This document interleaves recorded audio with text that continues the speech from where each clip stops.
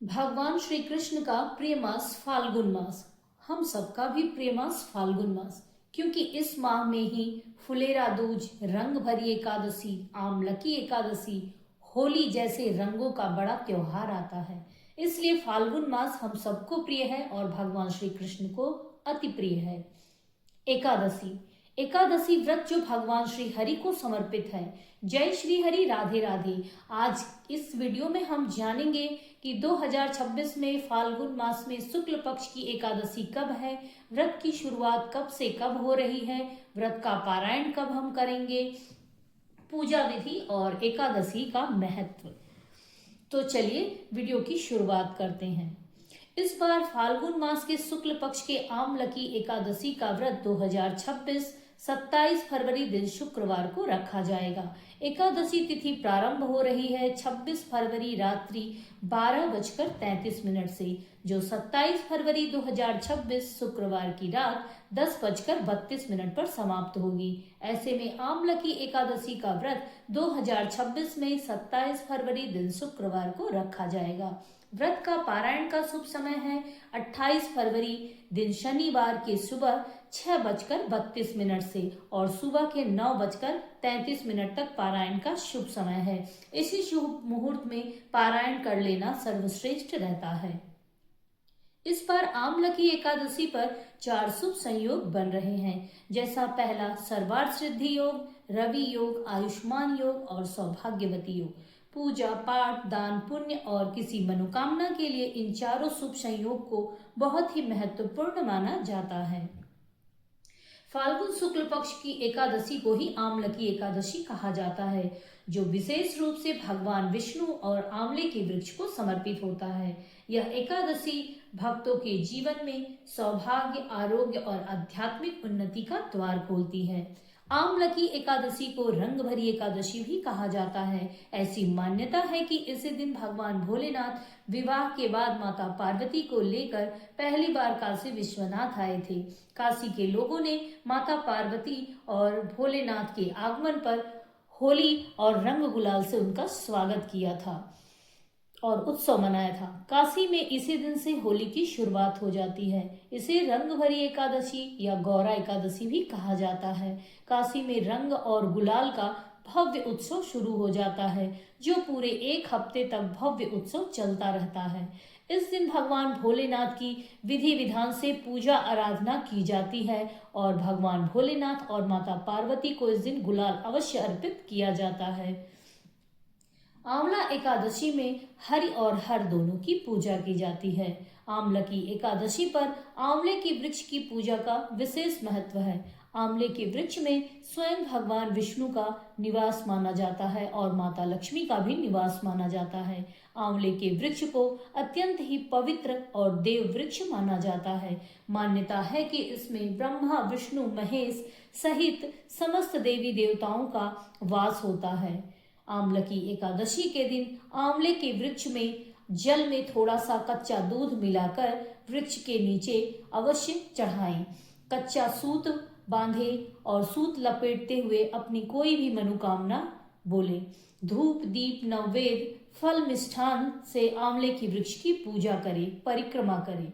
आंवले के वृक्ष के नीचे बैठकर कहा जाता है विष्णु सहस्त्र नाम का पाठ करें या विष्णु चालीसा का पाठ करें, यह बहुत ही शुभ होता है। आमलकी एकादशी के दिन आंवले के वृक्ष की पूजा आराधना करने के बाद संध्या के समय आंवले के वृक्ष के नीचे घी का एक दीपक अवश्य प्रज्वलित करें। आमलकी एकादशी के दिन भगवान शिव के मंदिर में या घर के मंदिर में ही भोलेनाथ के ऊपर 1 लोटा जल, कच्चा दूध मिलाकर अर्पित करें। धूप, दीप, नैवेद्य से भगवान की पूजा आराधना करें और इस दिन भगवान को गुलाल अवश्य अर्पित करें और भगवान को इस दिन आंवला भी अवश्य अर्पित करें और खुद भी आंवले का सेवन करें और आंवले का दान भी अवश्य करें। आंवला को अमृत फल कहा गया है। हमारे आयुर्वेद में ऐसा कहा जाता है कि आंवले का सेवन करने से हमारे शरीर आरोग्य रहता है और शरीर में एक अलग तेज बना रहता है। यह भी कहा जाता है कि आंवले के सेवन से हमारे शरीर की जो ऊर्जा होती है वो ऊर्जा में वह वृद्धि कराता है। आंवले के वृक्ष की छाया में बैठकर जप करना, ध्यान करना और भजन करने से हमें मानसिक शांति भी मिलती है। इसलिए आंवलकी एकादशी पर भगवान विष्णु की आंवले के वृक्ष के नीचे पूजा करना अत्यंत ही फलदायी माना गया है। आंवलकी एकादशी अत्यंत ही पवित्र व्रत है जो सब पापों को नष्ट कर मोक्ष प्रदान करती है। आइए अब जान लेते हैं आंवलकी एकादशी के दिन भगवान विष्णु की पूजा आराधना किस प्रकार करें।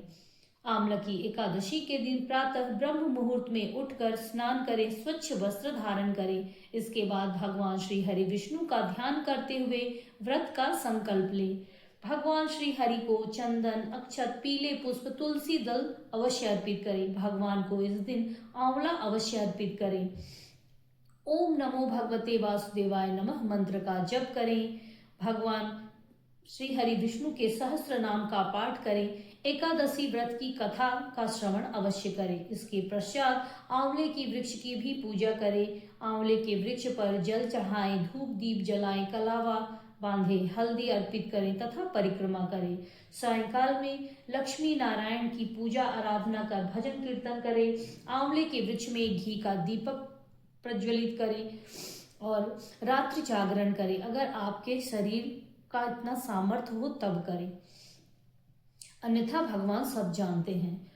द्वादशी के दिन विधि विधान से भगवान श्री हरि और माता लक्ष्मी की पूजा आराधना करें। भगवान भोलेनाथ की भी पूजा आराधना करें और एक थाली भोजन ब्राह्मण के निमित्त निकालकर कुछ दान मतलब धन निकालकर, धन राशि निकालकर इसके बाद आप अपने व्रत का पारायण करें।